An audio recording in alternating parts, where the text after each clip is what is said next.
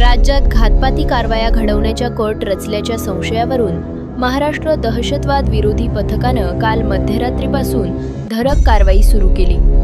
ATS प्रमुख चंद्रकिशोर मीणा यांच्या नेतृत्वाखाली 20 विशेष पथकांनी मध्यरात्री पुसद आणि उमरखेड शहरात एंट्री केली।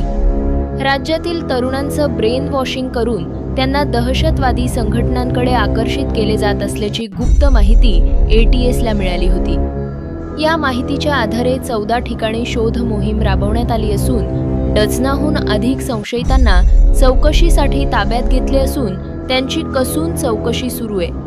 अद्याप कोणालाही रीतसर अटक केलेली नाही। शहर झोपेत असतानाच सायरन नसलेल्या गाड्यांचे ताफे, वेगवेगळ्या भागात फिरणारे अधिकारी आणि अचानक वाढलेली सुरक्षा या सर्वांमुळे वातावरण तणावपूर्ण आणि रहस्यमय बनले होते।